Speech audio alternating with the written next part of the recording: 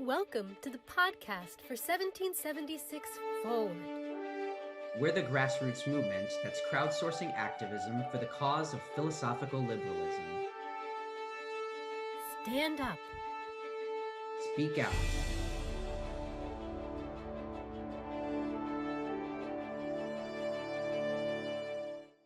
Hello, everybody. Welcome back to another episode in our 1776 Forward podcast. Today, I'm so excited because I have Rob Tracinski here with me, and we're going to be talking about an article I saw he wrote back in fall of last year, 2020.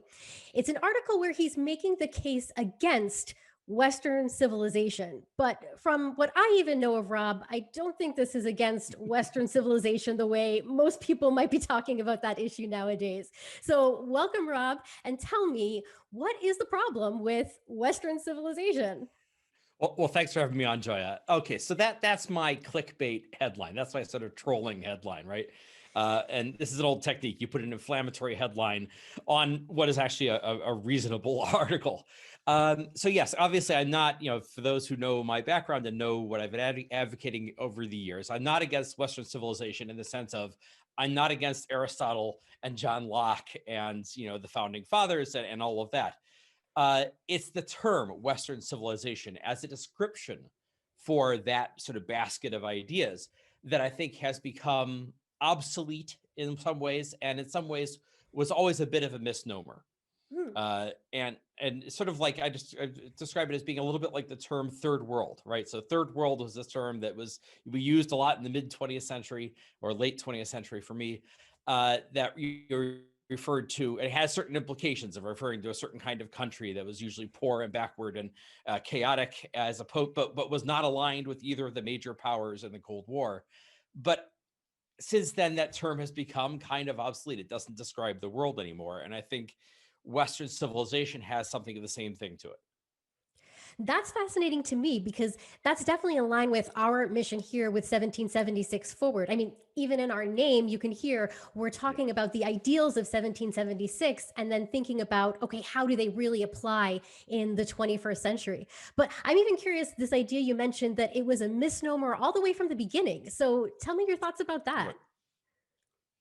All right. So the problem I have with the term Western civilization is, on the one hand, it's not universal enough.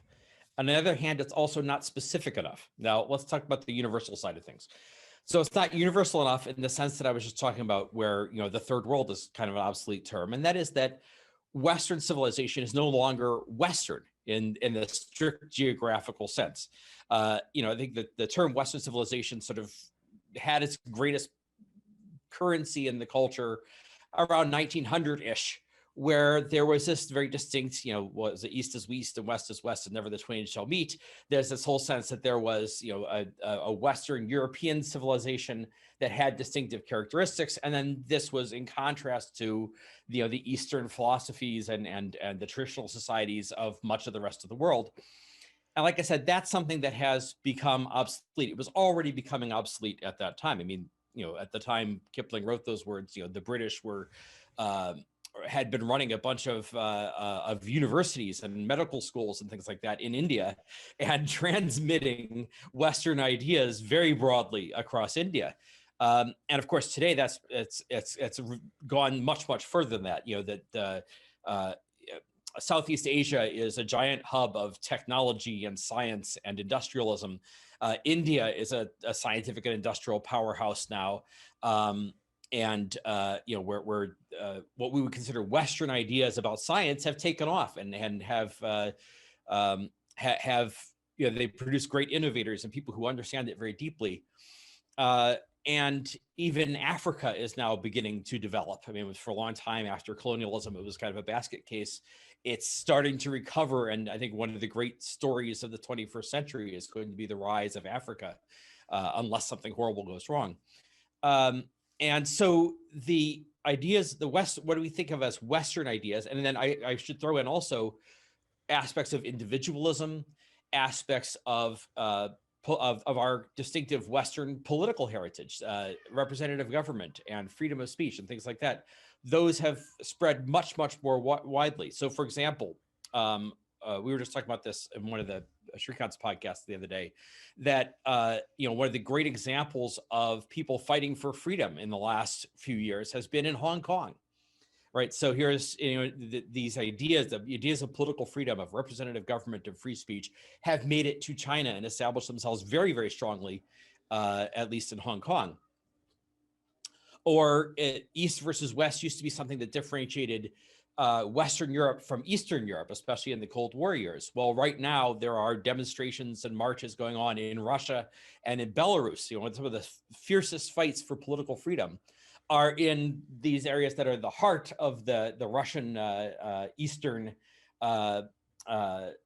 lands. So this idea of this being a geographic phenomenon is kind of obsolete. So that's why I say it's not universal enough. And you could say, okay, well, those people have become Westernized, but by the same token, you could say the ideas have become de-Westernized by being spread out across the rest of the world and in every, incorporated in some way into practically every culture and every society.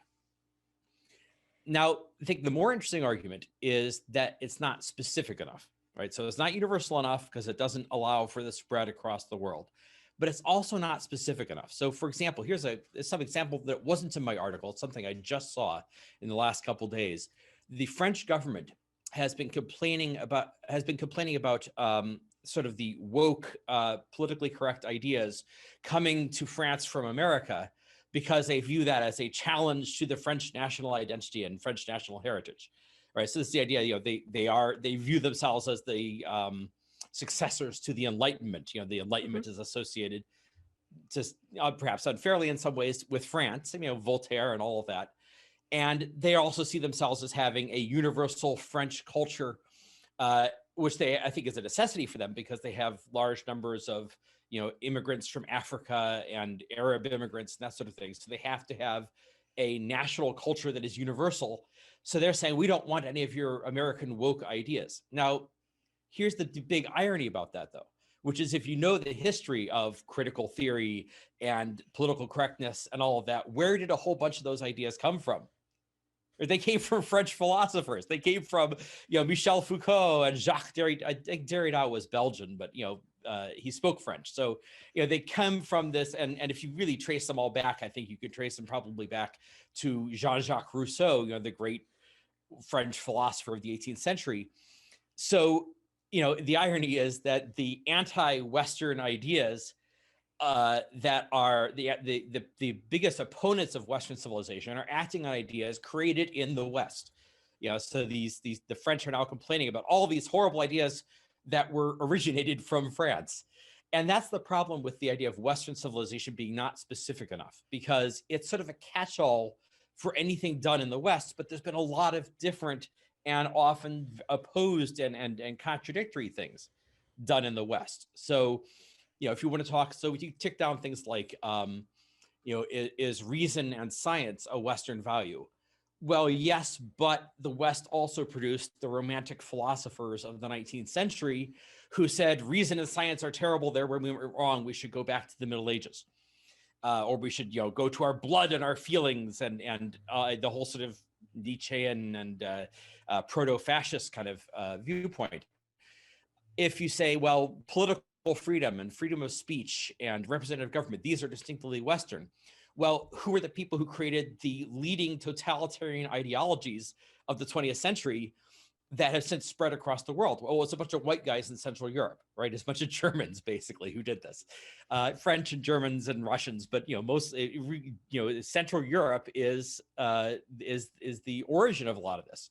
I think actually the term Western civilization, in the first usage of it, was something of this idea of it being a catch-all that puts a lot of things together that don't necessarily belong together. I think that was part of the deal from the beginning, because I suspect what was happening, and I get this from the way that religious conservatives in America will tend to use it.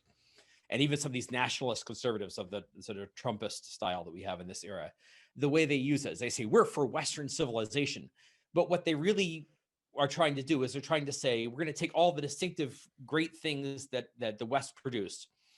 But what they really mean by it is we're for the Judeo-Christian tradition, right? So and they will say we're for Western civilization, but what they really mean is we're for Christian values and Christian civilization, and bringing back the power of the Catholic Church in some of the cases. And we're for throwing out all the ideas of the Enlightenment. The Enlightenment is where we all went wrong. We don't want liberalism. We don't want the use of unfettered reason. We want the authority of the church, and we want to reinstate Christianity as a major power in the culture.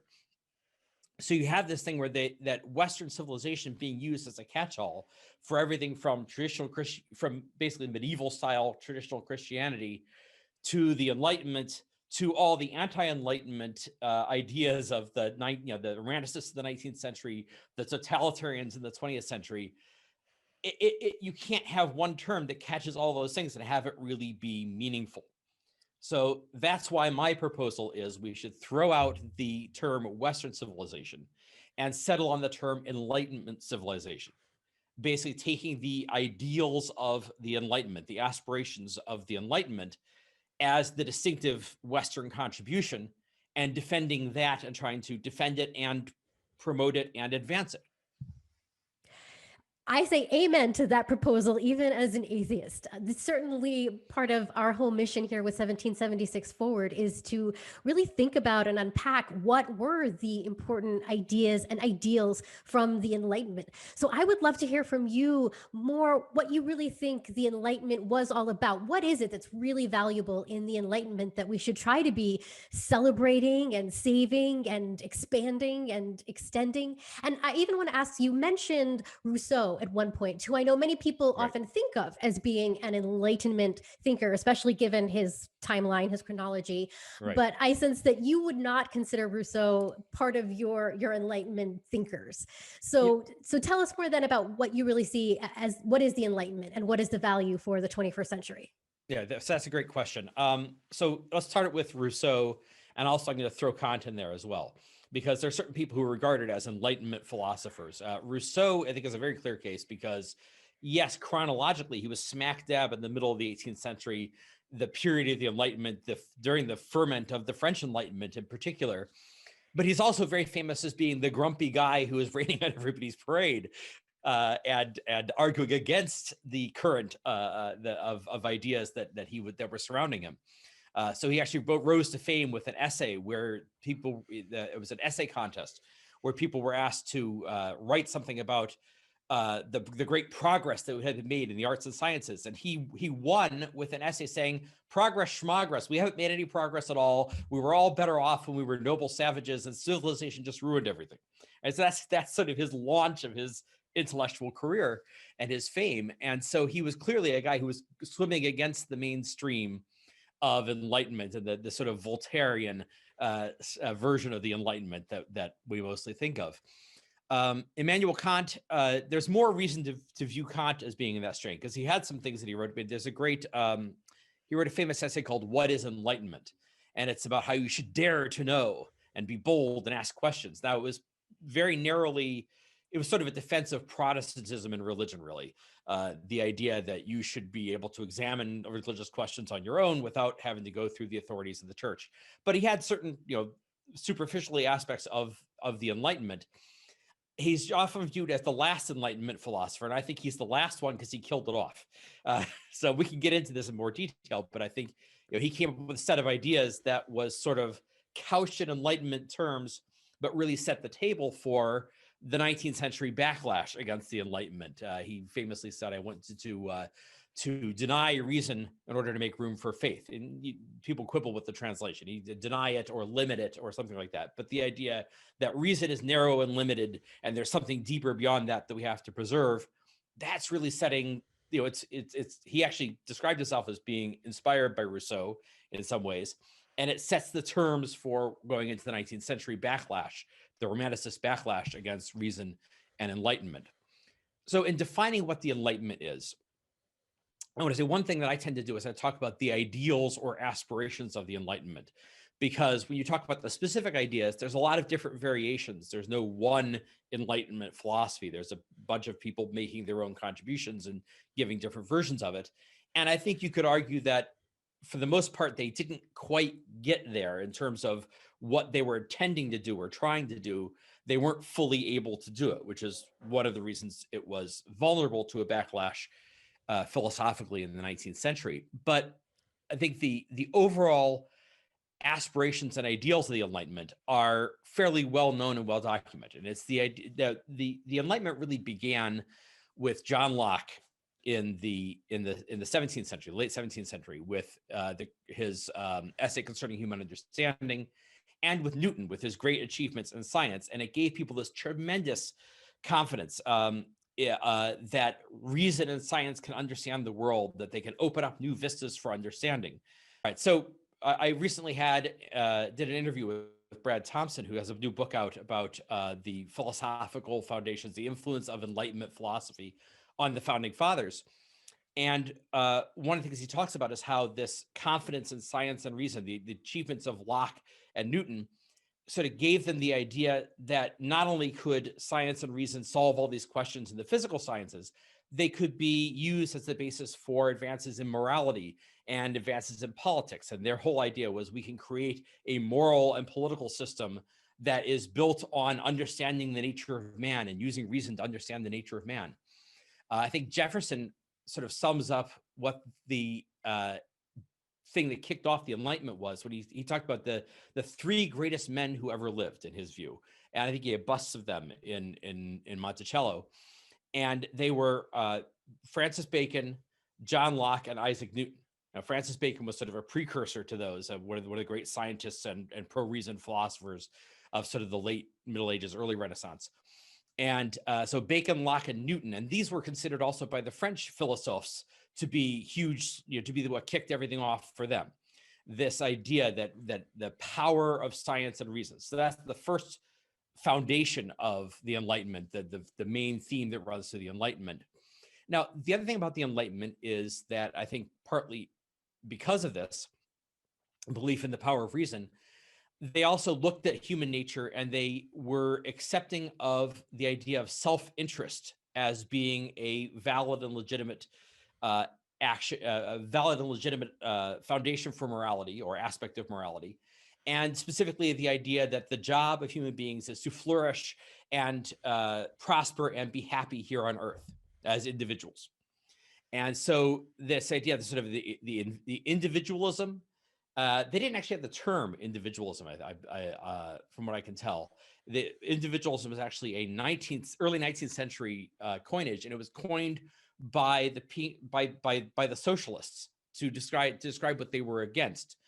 But without having the name for it, and perhaps because they didn't have collectivism to contrast it with as an ideology, individualism was a central theme of the Enlightenment philosophers.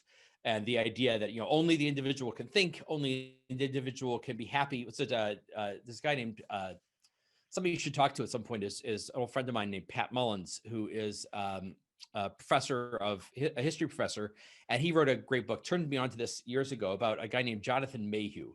He was a New England preacher in the middle of the 18th century. Had a big he unfortunately died at a young age before the American Revolution, or he'd be much better known. But he had huge influence on John Adams and Paul Revere and this sort of generation of Bostonians prior to leading up to the Revolution. And he had this great, he was his central thing was arguing in favor of religious freedom and against there was an attempt to sort of foist the control of the Anglican Church on all these all these Congregationalists up in Boston. And he talked about how the people who propose to think for us don't propose also to feel and to suffer for us. And this idea that only the individual can think, and also only the individual will ultimately experience the benefits or rewards of his action. Only the individual will be happy or miserable. And so somebody else telling you what to do is proposing to think for you, but at the same time you're the one who's going to be individually doing the suffering if they do the thinking wrong.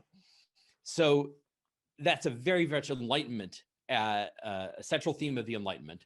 And then of course the Enlightenment is the era where political freedom was born as a theory, and the whole philosophy and theory of political freedom, representative government, freedom of speech, that was all worked out basically starting from Locke and Milton and going through the Enlightenment.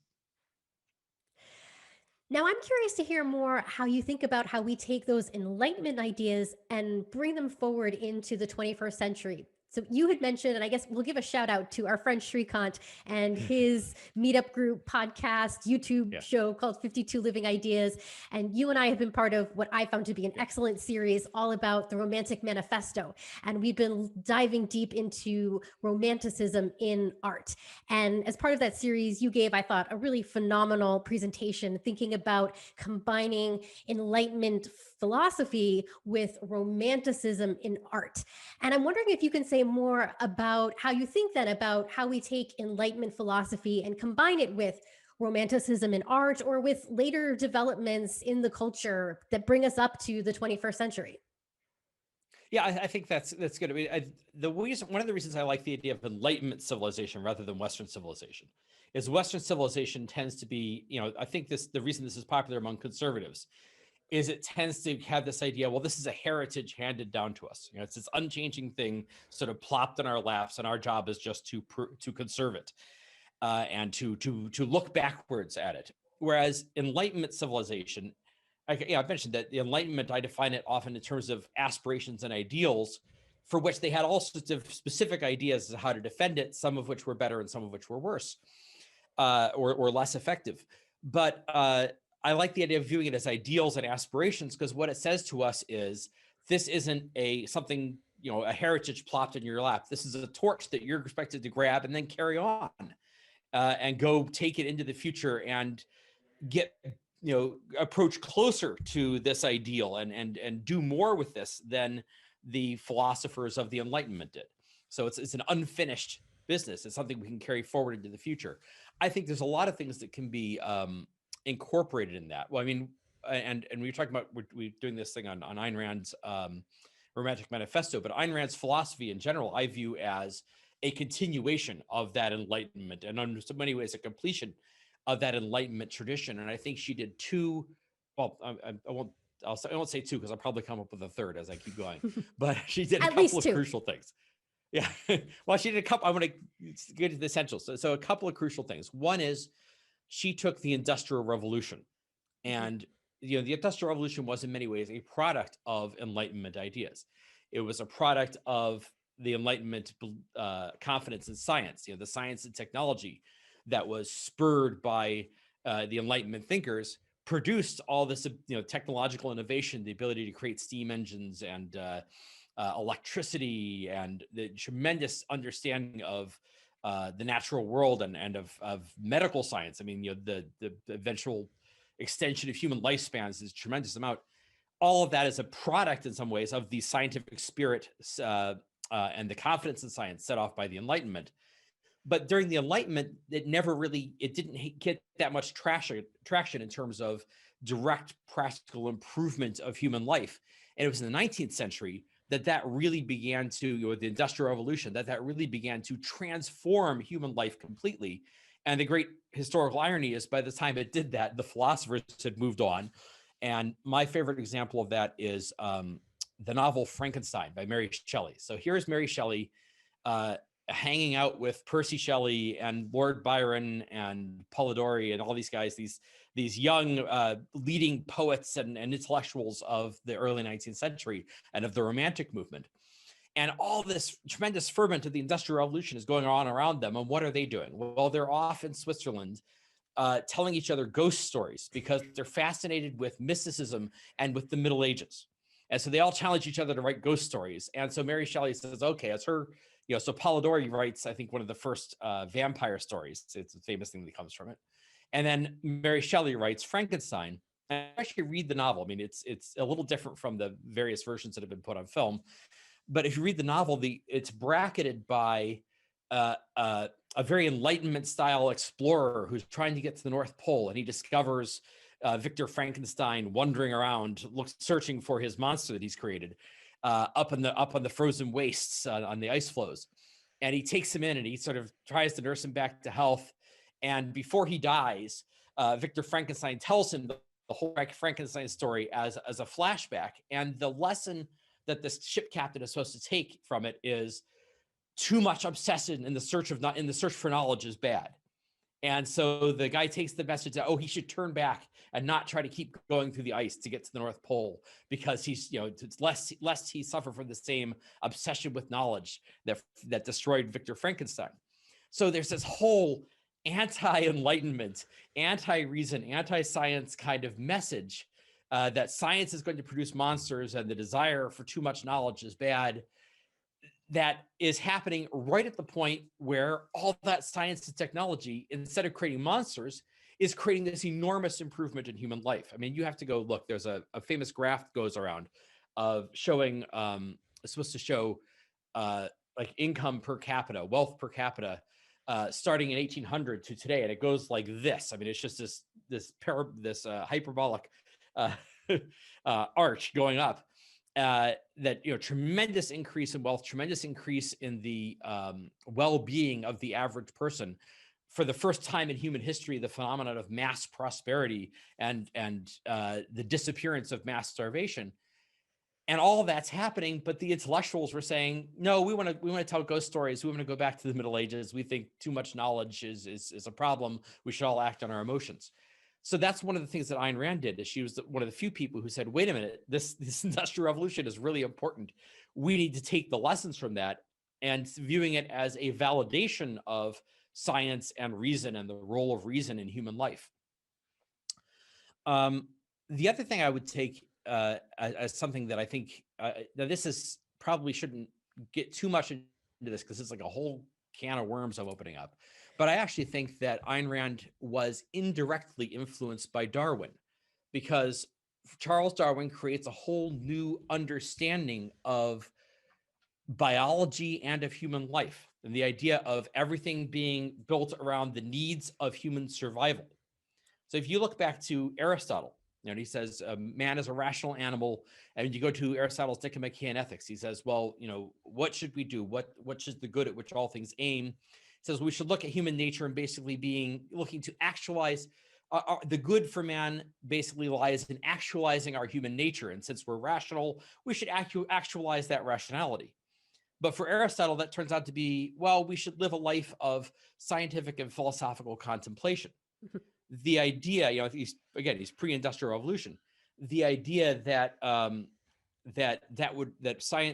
rationality and the understanding of the natural world would have this dramatic practical effect on life was, it was very far in the future from where he was from what he was seeing around him. But also the sense that when in acting on reason, we're just actualizing our nature, but the idea that reason would have a survival value, that it would be our means of survival. And that's a crucial idea that Ayn Rand took. I'm not sure you could have had that idea before Darwin and his way of looking at the idea that we evolved in order to, because of the survival value of various traits that we have, that that reason evolved because of its survival value, because it helps us to live and survive and to stave off death, against the various assaults from nature. Now, I hesitate to mention the Darwin thing because it requires a lot more explanation, because there were various sort of perverted versions of Darwinism that were brought in as a philosophical and political idea. There was social Darwinism, which was not even it's viewed as a pro-capitalist ideology. It really wasn't. Or there's, Darwin was taken by the left or various people who were sort of more totalitarian in bent as this idea that, oh, well, it was merged with determinism. So the idea is we're all, Darwinism shows that we're all just machines and we're determined to act, socially determined to act in a certain way. And so therefore it was used by the left. So there were lots of uses and abuses of Darwin. But I think that change in outlook on biology as a whole, looking at every species in terms of the needs of its survival as being the central animating force that shaped that species, and then applying that to human beings, I think that has a big impact. And the other thing I would say is that we live in an era that is far more scientific and technological than the men of the Enlightenment, the philosophers of the Enlightenment, could ever have imagined. I mean, it's beyond their wildest imaginings. And we live in a society in which the things that they sort of vaguely hoped for have come true to such a great extent. Most of us don't work with our hands. We don't work labor in the fields. We don't. We've been liberated from that physical effort, and as at some time in the mid 20th century, we passed the point at which the majority of American workers are white collar workers rather than blue collar workers. So the idea that was sort of radical when Ayn Rand still seemed kind of radical when Ayn Rand proposed it in the 1950s. The idea that the mind is the ultimate source of production, as opposed to blue collar union guys twisting knobs, twisting bolts at a factory. The idea that the mind and innovation is the main source of wealth. It's almost a cliche now, right? In the era of Silicon Valley and all of that, technological and scientific innovation and thinking is the fundamental source, and the thing that's transforming the world we live in. So I think the fact that that's become so much even more a day-to-day, daily, pervasive, unavoidable part of our lives makes those Enlightenment ideals all the more worth looking back to and figuring out how does this all really work out in terms of the way we're actually living in here in the 21st century with this fabulous wealth and science and technology that we have. I think that's beautifully said. So just to sum up, can you just say again the set of ideas and ideals that you really see as being part of the Enlightenment and how you want us to carry this torch forward into the rest of the 21st century? Okay, so the basic ideas of the Enlightenment are reason, science, individualism, self-interest. Usually they called it self-interest properly understood, but self-interest as being a valid, a morally valid principle of life, and political freedom in the form of representative government and free speech. And those are the things that we need to, defend, because they are the things that shaped the world we live in. We live in a world of political freedom, at least those of us who are fortunate enough to live in free countries, which is more people than is ever in the history of man, live in free countries. That capitalism and pursuing our own being free to pursue our own interests and being free of, to a much larger extent than we ever have been before, of traditional restrictions on our lives. And also, living in a world shaped by science and technology. We're living in that world, right? So we are living those ideals.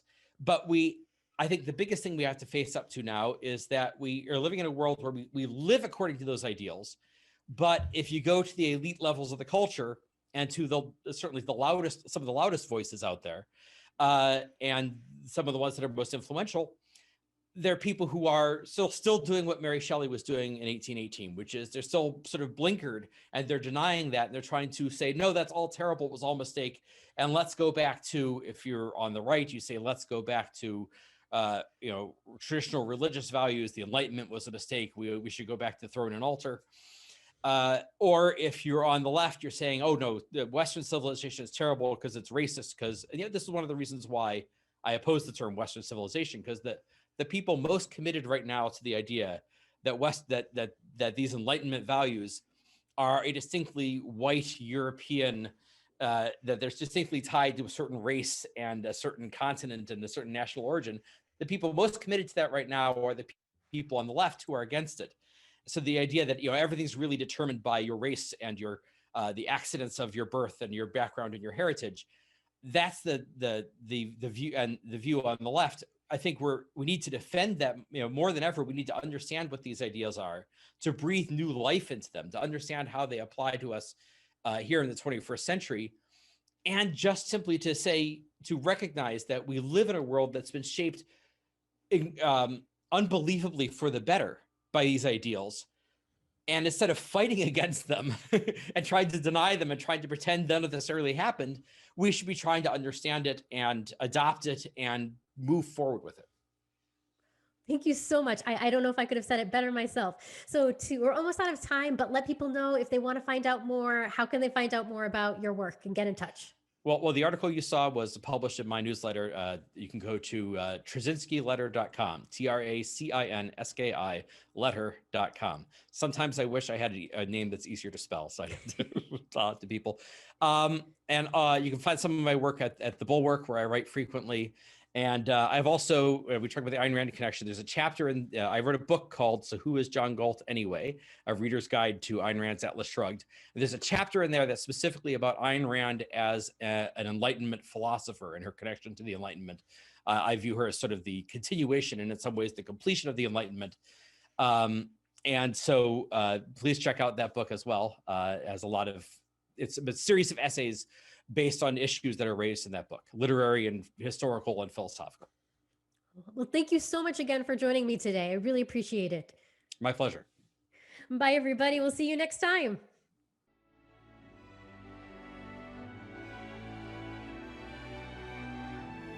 Thanks for tuning in. If you'd like to join in the conversation, you can become a member for free and join our 1776 Forward community on locals.com. See you there.